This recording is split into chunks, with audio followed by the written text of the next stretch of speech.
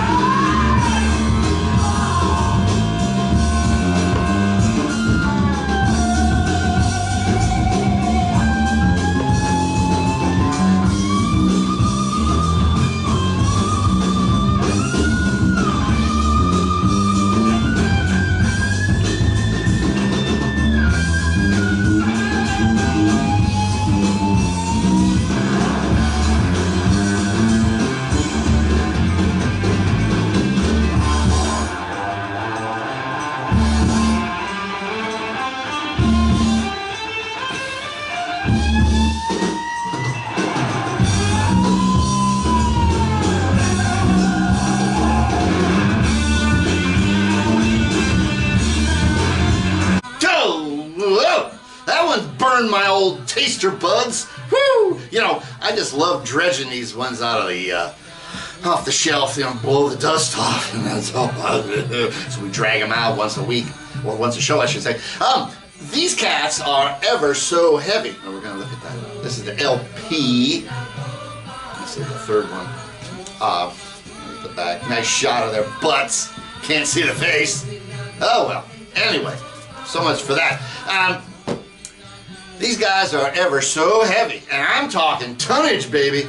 Woo! The sound is loud. Woo! I mean, and they were the kind of a band they didn't wear a parachute, They just jumped out, and woo, that sound is what was kind of steering that whole concept of what's next vibe in music which was launching after the 60s left us in the dust. Oh, of course there was also Humble Pie that could be banged into that grouping, and Jojo Gunn.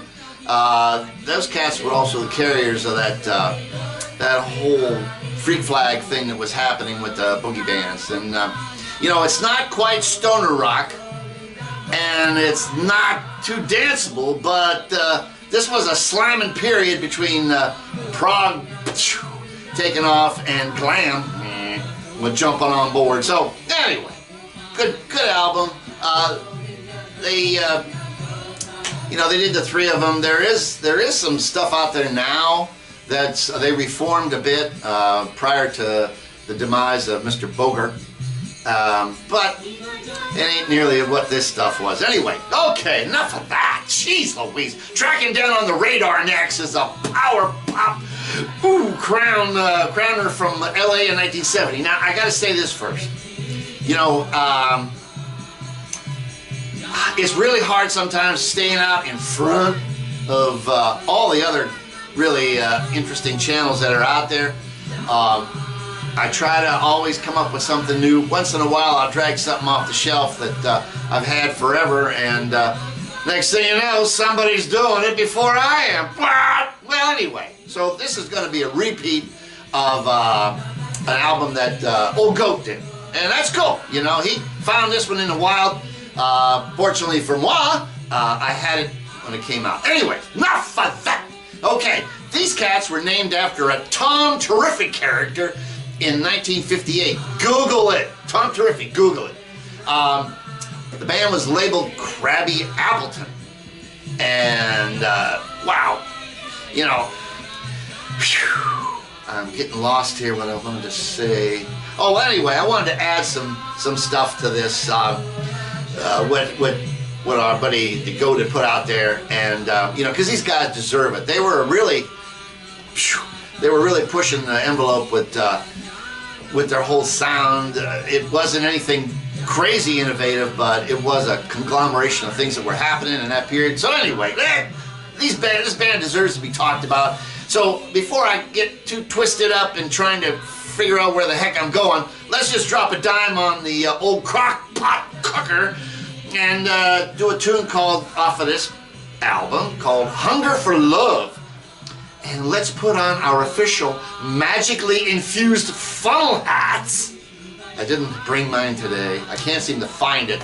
I must have used it on some other previous trip. Anyway, let's all just become rotten to the core and check this one out, babies.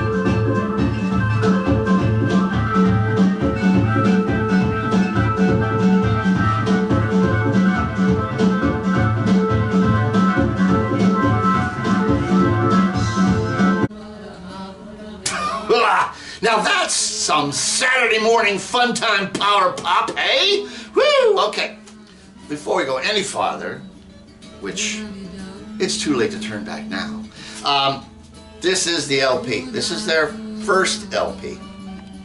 Okay, it's kind of a Interesting shot. This is their second LP, and it's not as good, in my opinion, which means little or nothing. There's a pull-out. This was obviously this was a cutout, which they used to call what they would just chop off the edge. This has got a punch hole, same difference. It means they printed too many and they couldn't sell them, so they took them back. Anyway, enough of that. I gotta say that the first LP, their whole tune section is like, this LP has got more hooks per tune, I should say, than a charter fishing boat in San Diego. Woo! You know what I'm talking about? Reel them in. Hey, they even copped some Santana vibes on this particular tune and the album in general, with that B3 organ sound, and there's a really cool rhythmic percussion system going on there with a conga and timbali. You know, it's one of those, but bing ding. Anyway, tape on your fingers so you don't hurt. Anyway, Michael Finney, he's the guy that drives the whole mashup with tons of vocals, and he had nothing but reckless abandon. I mean, they were like 90 miles an hour. There are some slow tunes on there, but this is more of a power pop thing than anything that could even resemble psychedelia. It's just not there. They do a little bit of an inflection on a vocal on one song, but it don't make it psychedelic in the least. Anyway, this album just, this is the keeper, man. And, you gotta check this one out, because you can find it in the wild, as has been found. And it wants you to get up and move out of your seats, man. A little bit of dancification going on there. So, as the hours of the day are like the grains of sand from life, I will now wreak havoc on your sensory patterns with a complete 360. This is right twice a day. Woo! Oh, if not more. And I am going to tell you, this next one is a tuner from a prog band. Oh! Did I just say prog? Yes, I did. You don't normally say that, but I do today. Yes, I said prog band, and they were from '75. And you know who's going to know these guys? I'm going to tell you who's going to know these guys. It's Topper, because Topper likes prog, along with every other thing on the planet. The band is called Pavlov's Dog. Woo! Okay, hang on to your wigs, kid. This here, a progification, came from St. Louis, Missouri, woo, in 1972. Get this, it's a 7-piece circuit. Mouth problems. It's a 7-piece circuit. Say it again. I want to say circus. Circus, that's better. And it's led by a helium-sucking vocalist, one guy named David Surkamp. I think Surkamp, whatever. These guys are one of the most underrated combos from that elastically, experimentally bombastic period in artwork. Whew! Did I get that out right? Baby! Oh, that's a real tongue twister, I'll tell you. Although, especially long-winded time in music, it got a little bit much. But it was not necessarily a bad thing during that period. These guys earned some merits, man. Of course, everybody knows Yes and Emerson, Lake and Palmer's first LP. I saw them do their first American tour with the first LP, and then after that, I didn't catch up with them.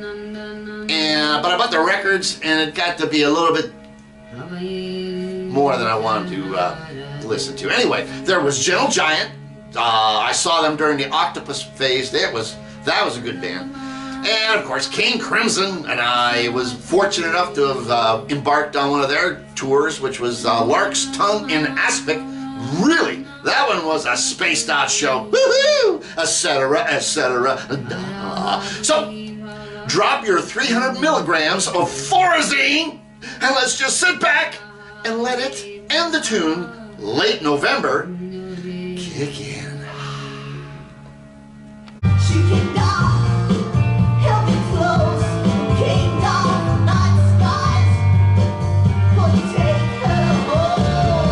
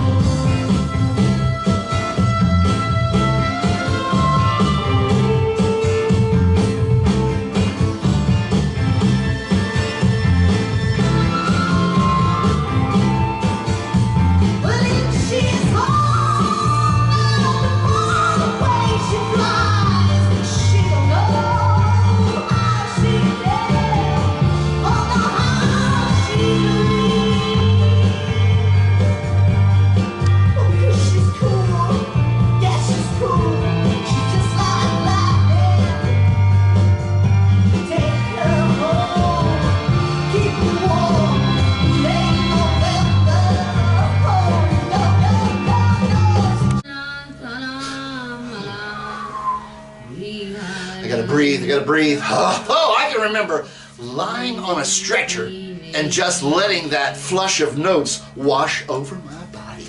Ooh. Gives me the goosebumpers just thinking about it. Let's look at the record. This is their first LP. That's a kind of this is a really well put together cover. I can't quite tell you what period in time this kind of art is from. It looks like lithographs, and it looks like it's it looks like it's from the 1700s, maybe something like that, maybe a little earlier. I don't know. What do I know about art? You know, I knows what I likes. Okay, that's it. Anyway, woo! You know, let's talk about this gizmo here. It you know, this whole period wasn't one that lasted long with me. You know, Prague. But I do excavate this kind of stuff from the vaults from time to time, and I like it a lot. This has got a lot going on with it. With a 7-piece band, man, it's all over the place. Now, you may say that the vocals are certainly reminiscent of Geddy Lee from Rush, which they are. It's that helium voice I was talking about, and you know, it's cool stuff. So, you know, getting back to that Prague period, I mean, it does work for me, and like I say, I do drag it out from time to time, and so Prague itself takes a special kind of mindset, in my opinion, to groove on, because although I like long jamming, like Quicksilver Messenger Service and Early Dead, you know, I still kind of like to confine it down a little bit, just squish it down. Anyway, so enough of that. So now that I am coming closer to the end, I have saved the best and the spaciest for today's last adventure.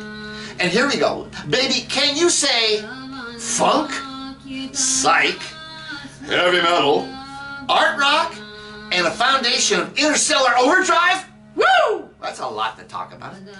So, guess what? These cats are beaming out of San Francisco. Hey, where else, man? This quartet is a band called Automatic Man. They were activational from 76 through 78, and they unleashed 2 LPs masterminded by Michael Shreve, original drummer from Santana, no less. The guitarist was wrestled into place by Michael. His name was Pat Thrall on guitar. The keyboardist, his name was Bay Etta, and this cat is what really adds some serious texturing. And then, man, the bass player, his name is Donnie Harvey, and talk about funky bass. Woo! This whole formula, it just creates this monster driving thing, and these astrophysical note carvers really lobotomized my noggin, baby, when I heard them. They're grabbing a tuner off of this record is going to be kind of tough, so I'll just spin that old wheel of chance, and here's this wheel of chance that you didn't already know. And guess what I came up with? It landed on Genie Genie. Well, prepare yourselves for some swirling molecular carnage and grab onto that funk, baby. Woo!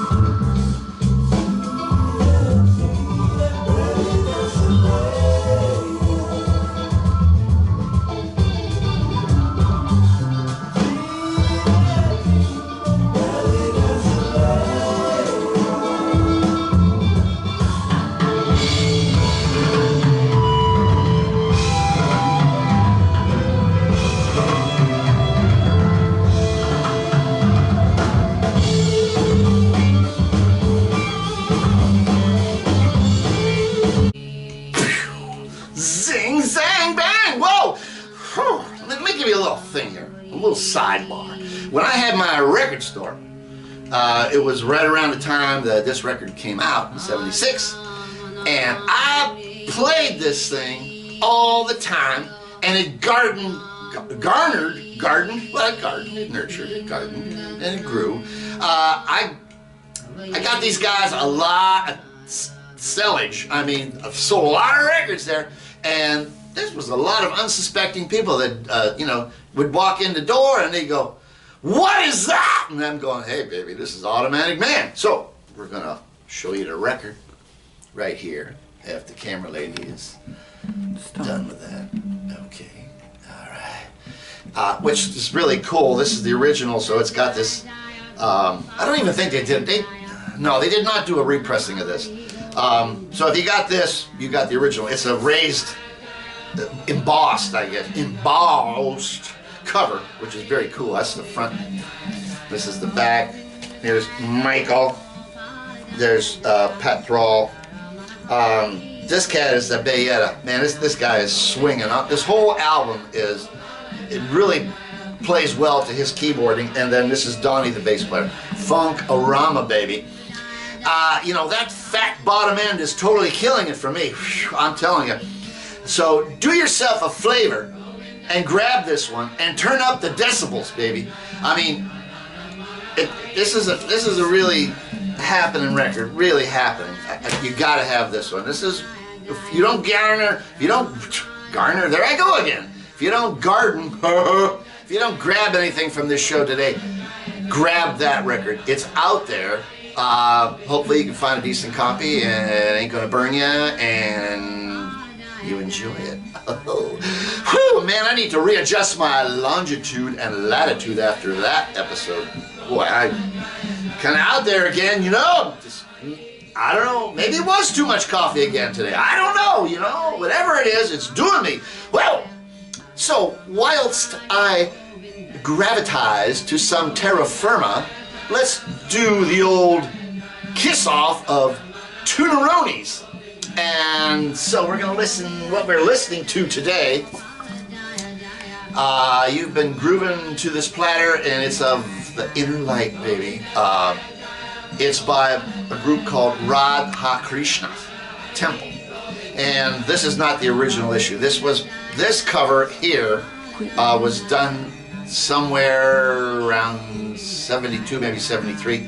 The original version had a really far out cover on it, and it was on the app. This is on the Apple label, but not this particular release. It's on, I don't know, some other label, but it matters. But anyway, George did this, and it's a Hindu devotional series of songs by the UK branch of the Krishna movement. You know, and I don't know what happened to those cats. They kind of disappeared because they used to be everywhere. I couldn't go to the airport. I couldn't go to a space station. I couldn't go to the shopping center on Planet Claire without them guys walking around and just digging on their groove, you know. It was far out. They were a pretty far out bunch. Hey, what else could you expect from Muwa? You know, it fits in with my love of Ravi Shankar and sitar music and the Hindu thing. I mean, grooving on whatever grooves you, but this grooves on me. So, I hope today's diversional... There I go again. I hope today's diversional exploits, woohoo, were of your liking. Yee, let's hope so. I'm always showing the many musical cubbyholes of my mind. Woo, there's a lot up there, baby. So, till the twain shall meet, let's be safe, be sane, be kind to somebody. It's like a chain reaction. If we all could just pass a little bit of love on to somebody else without trying to argue with them, this would be a whole lot better place. So, the last thing is to be sure that your captain and crew, we love you. And I want to thank everybody that's been sort of jumping on board and signing up for a sub. That's a cool thing. I get them, I don't, but I'm digging it when I get them. And thanks for the comments. And remember, we are all one until the twain shall meet. Peace.